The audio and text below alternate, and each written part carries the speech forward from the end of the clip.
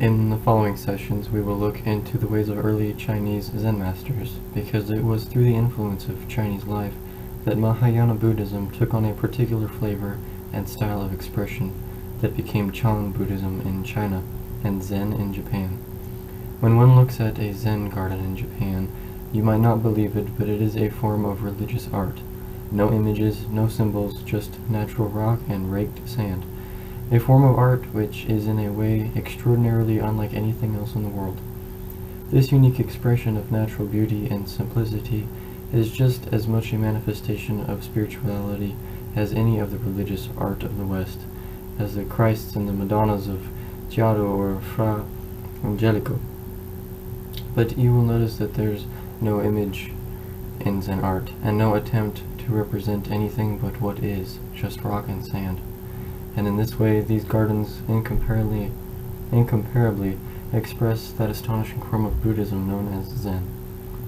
The earthly style of pottery bowl from which Zen monks drink tea is executed in the same spirit. It's very simple, rather rugged and unpretentious.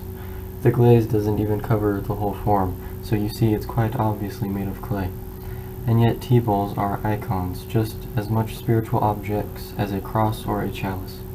And they are icons just because they are simple tea bowls. And you might not think there is very much in the way of technique in these bowls, just a rough old bowl looking like rocks and sand from the garden, but you would be mistaken. You can see examples of very obvious technical dexterity throughout Japanese Buddhist art in the 16th century, and its intention is no more than to show us wild landscapes and natural habitats in which one becomes again a part of nature. However, in the Western world, we are accustomed very much to thinking of spiritual things as being set apart and distinctly separate from everyday life. We think of the spiritual as being out of this world, or otherworldly, and not of the natural world. Therefore, in the West, all those art forms which deal with spiritual things deal with symbols of the divine, which attempt to transcend everyday materiality. But in the art of Chinese and Japanese Zen Buddhism, we see a concentration on everyday life. And even when the great sages of Buddhism are depicted, they're depicted in a secular style, just like very ordinary people, and often like the lowest class of people, wandering idiots and tramps. And the meaning of this is that their attitude about their relationship of soul to body or mind to matter is entirely different from ours. In fact, they don't really consider the spiritual life in those kinds of categories at all. Because we divide the soul from body and separate spirit from matter, God is experienced as separate from the world. And therefore, as we confront this material world, identifying ourselves with a kind of inner soul, we feel we have a problem. We feel that life must either be conquered or somehow we must get out of it. But either way, we always feel distinct from it. We think of man not so much as part of the natural material world, but man as separate from it, dominating it, and trying to master it. But the Zen art forms found in Japan and China express quite a different point of view, a point of view for which the material, ordinary, everyday world is not a problem to be solved. That would really be rather a relief, wouldn't it, if we could feel it that way? But as you remember in the last session, I've been talking about Buddhism, and as we begin to explore the native Chinese philosophy of Taoism, you will see that they have one essential point in common, and that is the view of life as a flowing process in which humankind and the mind and the consciousness of human beings is inextricably involved. But this isn't as though there is a fixed kind of screen, a canvas of consciousness over which this process of experience flows and leaves a record. It is that human consciousness itself is part of the flowing process, and therefore, for this reason, man and the mind of man is not a separate entity observing the process from outside, but it is involved with all of it. And therefore, any fundamental conflict between the mind of man and the flow of life is, in terms of this philosophy, unreal, an illusion, something that is imagined. And I tried to explain in the last video, this illusion arises because of the fact that the human memory is a part of this flowing pattern, and because it has the ability to represent former states of the pattern. and that memory gives the illusion of a certain permanence to the behavior of the pattern, but that permanence is not the same thing as a kind of soul substance or a mind substance separate from the pattern upon which the record is written. Now in China, about 400 AD and a little after, there was a great effort undertaken to translate Indian Buddhist ideas into Chinese, and in finding suitable ideas in Chinese thought and in Chinese language to translate Buddhism so as to be intelligible to the Chinese mind, the philosophy that came most naturally to hand was Taoism. So at this time in Chinese history, Buddhism and Taoism flowed together, and the product of their coming together, being very much akin to each other, was a form of Buddhism peculiarly Chinese, in that it's highly definite in all its images. The teachings of Indian Buddhism, which we're recording in Sanskrit, tended to be speculative, abstract, philosophical, and metaphysical. But the Chinese language is an extremely practical and concrete language, being originally based, as you know, on pictures rather than on sounds. And therefore, when Buddhism came into China and was translated into Chinese, the feeling it assumed was very down to earth, and took on the form that is known most commonly by its Japanese name, Zen. Now Zen is the way of realizing, or making real, the theory of Buddhism, so that it's not just something that you know about in your head, but something that you feel in your bones. And as a way of realization, Zen Buddhism is the Japanese word for the Chinese Chan, which in turn is the Chinese pronunciation of the Indian Sanskrit word dhyana. The problem that I have here is to try and give an English equivalent of this term. Sometimes the word dhyana in Sanskrit is translated meditation, but this is misleading.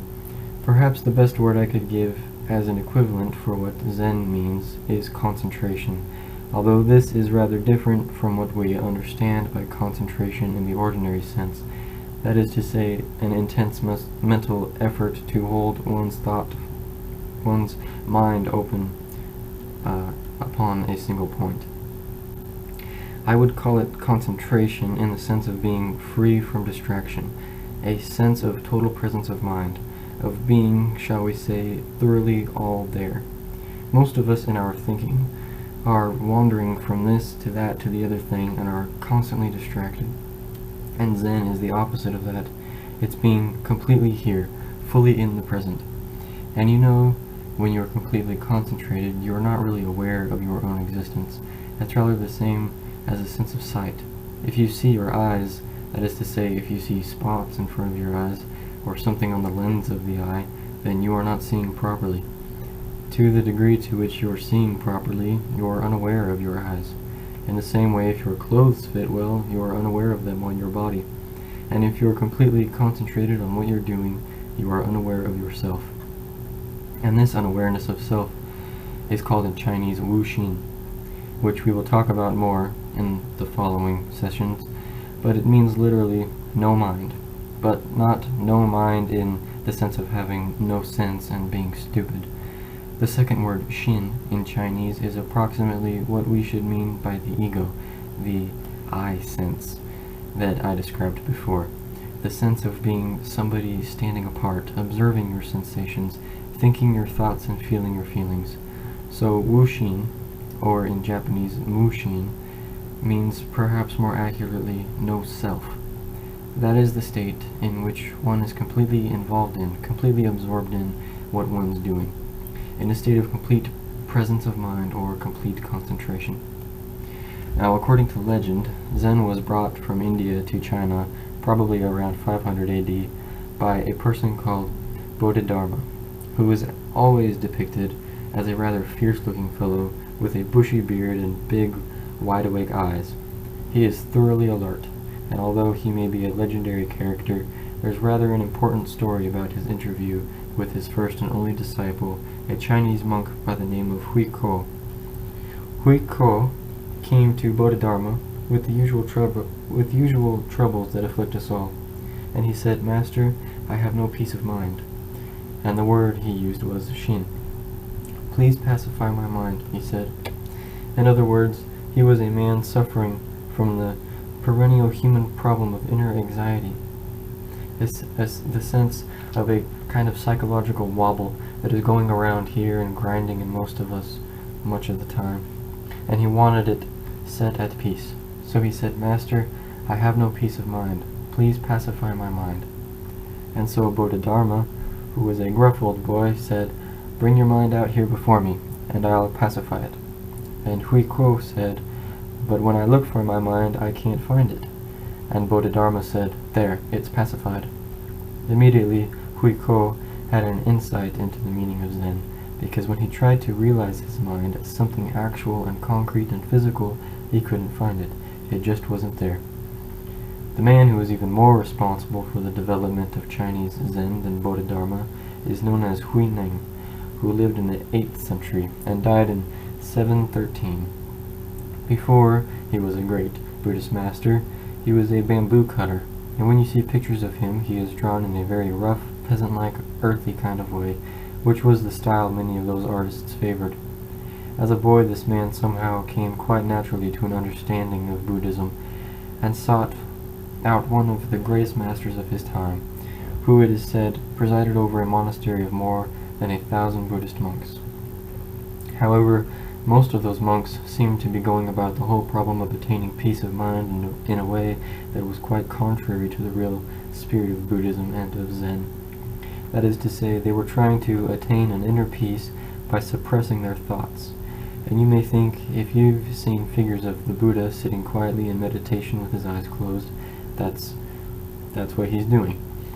He's just sitting with his mind blank so that nothing at all bothers him, which happens to be a lot of people's idea of nirvana.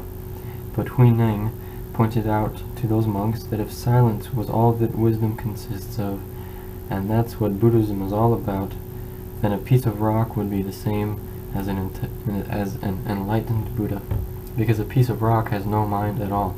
It's not thinking any thoughts, it's just as dead as can be. And therefore, if your way to peace of mind is to suppress all thoughts, suppress all emotions, suppress all sensations and feelings, then you become a stone Buddha instead of a living Buddha. It is not enough to be interiorly silent, and we all know that to be completely present in mind, to be fully in what we are doing, is to remain very much alive. It makes for not only inner peace, but efficiency in all of our deeds and in everyday life. And therefore we often say to people, well, just take things one at a time. It's so easy to do things that way. Keep your mind on your job. Concentrate. But the difficulty with this is that if your concentration in our work is a constant effort, is something, in other words, we have to exercise ourselves to do all the time, then as soon as our strength flags a little, then off it goes and we lose it. That's the same as saying, "Oh, you ought to concentrate," or "You ought to be fully aware of what's going on around you," and you, as it were, force your mind to focus on it. It's a forced action. Hui Neng learned that you don't achieve this by force, but you achieve it by insight. While one school of thought is trying to pacify the mind by ironing out the thoughts, the other is leaving it alone. And as a matter of fact, trying to calm your mind is about as effective a way of getting a calm mind as trying to smooth rough water with a flat iron. The other way is to realize that there is, as it were, no ego, no stuff to whom thoughts happen, no one to whom experience happens, and through that insight, the idea of the constant entity called the ego, to whom life happens, and for whom life is a problem, is seen to be unreal. There is no past. There is always only a present. As one Buddhist master put it, we don't say that spring becomes summer, we say that there is spring, and then there is summer. In other words, we don't have to try to live in the present. We have to understand that only the present is real. There is no past, and there is no future. Look at the practical wisdom of this in a great undertaking, like climbing a mountain. You've got a long task ahead of you, and if you keep looking up at the top, you'll feel wearier and wearier, and every step becomes like lead. Or if you're a housewife washing dishes, and you've got a great pile of dishes by the sink, and you begin to think as you wash through them that you've washed dishes for years, and you're probably going to have to wash dishes for the rest of your life, then in your mind's eye you see this prodigious pile of dishes piling up as high as the Empire State Building. This has been your drudgery in the kitchen all your life, and will be for all the years to come, and you are appalled and oppressed. But dispelling this dread isn't a matter of trying to forget about washing dishes. It is realizing that in actual fact you only have one dish to wash, ever. This one. Only one step to take, ever. This one. And that is Zen. That is concentration at its best. So then our problem is that we feel inside us a constant struggle or fight with time, the tension between the present on the one hand and the past and the future on the other. We may feel it as a kind of uneasy feeling in the stomach, or we may feel it as a tension in our head somewhere behind the eyes. There arises a constant sense of having to struggle to beat time, to keep up with it, and actually this doesn't do anything for us at all. It doesn't enable us to perform our work or conduct our business any better. All it does is put us in a conflict with ourselves, which holds everything up. And therefore, the first thing that is necessary to learn in the study of Zen is to be quiet, but not to be like a log with nothing in mind. Instead, simply to be all here. And that's why in Zen, enormous importance is attached to knowing how to sit. Just sit, and you'll see often Zen monks in a position with their knees folded, sitting quietly.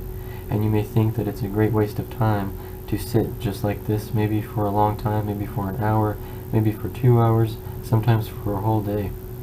But the point is that a person who can't really sit as if there were nothing else to do also won't be able to act, because he'll never be completely all there. So when you learn to sit and just sit and become completely present, you naturally become completely quiet, with none of that jazz going on inside. Once you are fully present, and that which we call ourselves falls silent, you can move. One of the great Zen masters, when asked, "What is the path?" or in Chinese, "What is the Tao?" he replied, "Walk on." In other words, go. But you can't really go in the first place until you can sit all in one place. And one of the old masters said, "Walk or sit as you will, but whatever you do, don't wobble."